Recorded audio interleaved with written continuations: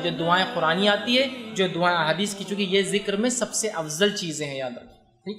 اسی طرح جو ہے نبی اکرم صلی اللہ علیہ وسلم نے کچھ مخصوص ذکر بتائے ہیں، میں پورے نہیں رکھوں گا، میں 3 ہی رکھوں گا چونکہ وقت نہیں تھا، لیکن بہت اہم 3 میں نے چن کے رکھے، اور جو اتنے آسان ہیں، اتنے عام ہیں، ہم ہمیشہ کر سکتے ہیں انشاءاللہ۔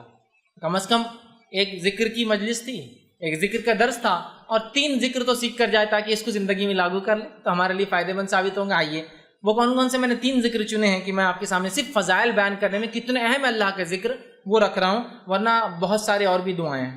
پہلا جو ہے نبی اکرم صلی اللہ علیہ وسلم فرماتے اور کہتے ہیں ذکر کے تعلق سے، اور اس کی اہمیت بتاتے ہیں، اور یہ جو ہے ترغیب و ترہیب میں جو ہے یہ روایت ملتی ہے جو کہ صحیح روایت ہے۔ آپ صلی اللہ علیہ وسلم فرمایا اور کہا اور فرمایا، اور حدیث کے الفاظ اس طرح سے فرمایا، آپ نے فرمایا، ارشاد فرمایا کہ جو شخص 10 مرتبہ ان کلمات کو پڑھے، کیا فرمایا؟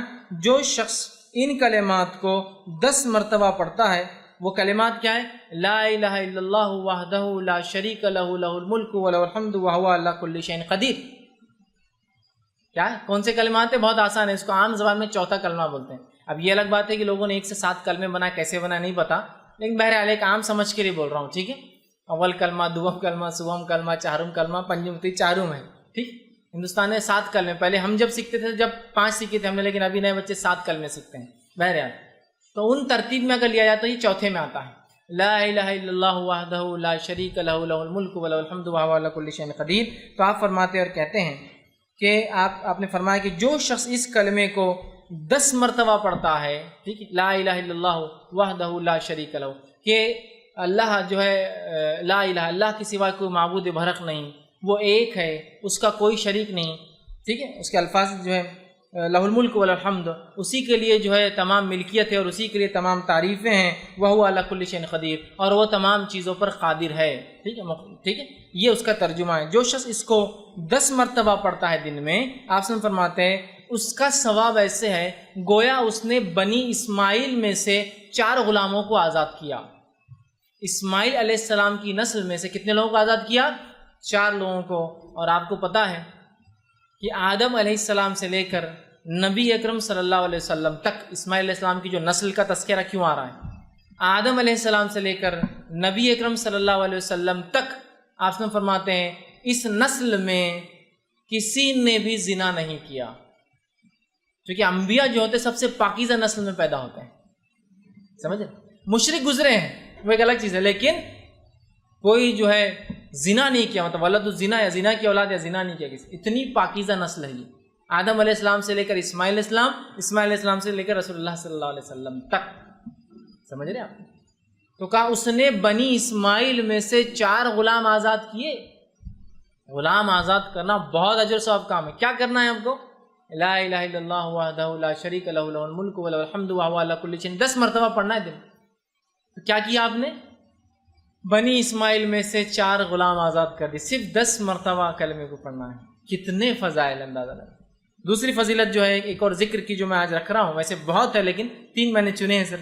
دوسری فضیلت والا ذکر ہے جو بہت آسان ہے، ہم سب کر سکتے ہیں، وہ یہ ہے جو کہ ترغیب و تہذیب، اسی میں جو یہ صحیح روایت ہے، بہت مشہور اور معروف روایت ہے کہ آپ صلی اللہ علیہ وسلم نے فرمایا جو شخص نماز کے بعد 33 مرتبہ الحمدللہ، 33 مرتبہ سبحان اللہ، 33 مرتبہ اللہ اکبر کہتا ہے اور آخر میں یہ کہتا ہے لا الہ الا اللہ وحدہ لا شریک لہ لہ الملک ولہ الحمد وہو علی کل شیء قدیر، وہی جو میں نے اس سے پہلے رکھا، تو 33 بار جو ہے اس شخص نے جو ہے الحمدللہ کہا، 33 بار سبحان اللہ کہا، 33 بار اللہ اکبر کہا، اور اس کے آخر میں یہ کہا، چونکہ 33 اور 33 ہو گئے 99 اور آخر میں 100 کی گنتی پوری کر دی، یہ کہہ کر کہ لا الہ الا اللہ وحدہ لا شریک لہ لہ الملک ولہ الحمد وہو علی کل شیء قدیر۔ تو آپ فرماتے اور کہتے ہیں جب یہ کہتا ہے تو آپ سے فرماتے ہیں کہ جو ہے اس کے فائدہ یہ ہے تو اس کے سارے گناہ معاف کر دیے جاتے ہیں، گویا اگر اس کے گناہ سمندر کے جھاگ کے برابر بھی ہو تو۔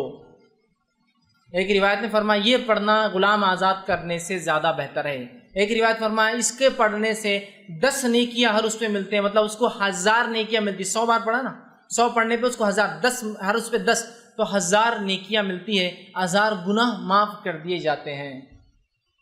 یہ فضائل اتنا آسان ہے نا کہ سارے گناہ حتیٰ کہ سمندر کے جھاگ کے برابر گناہ ہو، کتنے کثرت سے سب معاف کر دیا جاتے، صرف ہر نماز کے بعد 33 مرتبہ 33 مرتبہ 33 مرتبہ الحمدللہ سبحان اللہ الحمدللہ اور اللہ اکبر کہہ دے، اس کے سارے گناہ معاف. اور یہ گناہ صغیرہ ہوتے ہیں، یاد رکھیں، کبیرہ کے لیے توبہ ضروری ہوتی ہے. کتنے فضائل ہیں. تیسری چیز جو میں نے جو بہرحال آج کے لیے چنی ہے وہ یہ ہے، اور بہرحال ایک اور ہے، 4 میں نے وہ کی ہے. تیسری چیز جو چنی ہے وہ بھی بڑی آسان ہے، بہت آسانی سے ہم کر سکتے ہیں اور سب کو یاد ہے. آپ صلی اللہ علیہ وسلم فرماتے ہیں اور کہتے ہیں، یہ حدیث جو ہے ترغیب و تہذیب کی ہی آپ نے فرمایا اور کہا، جو شخص ٹھیک ہے یہ پڑھے جو ہے لا حول ولا قوت الا باللہ. حدیث کا الفاظ اس لیے ہے قل لا حول ولا قوت، جو شخص اس کا وظیفہ کرے لا حول ولا قوت الا باللہ فانہ کنز من کنوز الجنہ. یہ حدیث کے الفاظ ہے قل لا حول ولا قوت الا باللہ فانہا کنز من کنوز الجنہ، کہ جو شخص لا حول ولا قوت الا باللہ یہ پڑھیں گا تو یہ جنت کے خزانوں میں سے ایک خزانہ ہے. جنت کے خزانوں میں سے خزانہ، اس کا معنی کیا ہوتا ہے؟ لا حول، نہ ہم میں صلاحیت ہے، نہ ہم میں سمجھ ہے، ولا قوت، نہ ہم میں کوئی چیز کرنے کی طاقت، الا باللہ، سوائے اس کے کہ اللہ ہر چیز پر قادر ہے، اس کی مشیت سے یہ تمام کام ہوتے ہیں. آپ نے فرمایا اس کا وظیفہ کرو، اس لیے کہ جنت کے خزانوں میں سے ایک ڈھکا ہوا چھپا ہوا خزانہ ہے. لا حول ولا قوت الا باللہ، اتنا ہی پڑھنا ہے، کبھی بھی آپ پڑھ سکتے ہیں، عام ہے. چوتھا جو ایک حدیث جو صحیح بخاری کی ہے، اور صحیح بخاری کی آخری حدیث ہے، یہ لاسٹ. ٹھیک ہے، حدیث کے الفاظ دیکھیے کیا ہے، کلمتان حبیبتان الی الرحمن، 2 کلمے ایسے ہیں جو رحمان کو بڑے پسند ہیں. خفیفتان علی اللسان، بہت آسان ہے انسان کی زبان پہ، بڑے ہلکے ہوتے زبان کے اعتبار سے. ثقیلتان فی المیزان، لیکن بہت وزنی بھاری ہوں گے روز قیامت میزان کے اندر. سبحان اللہ وبحمدہ و سبحان اللہ العظیم.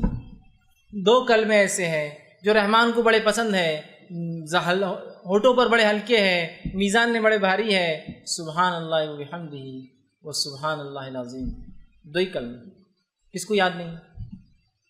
سب کو یاد ہے، بس اٹھتے بیٹھتے سوتے جاگتے جب یاد آئے سبحان اللہ وبحمدہ و سبحان اللہ العظیم پڑھ دیجیے، ہوگے. سمجھ رہے آپ؟ تو یہ بڑی اہمیت کی حامل ہے، اور کتنے فضائل ان کے دیکھیے آپ بتائے جا رہے ہیں ان کے پڑھنے کے بارے میں.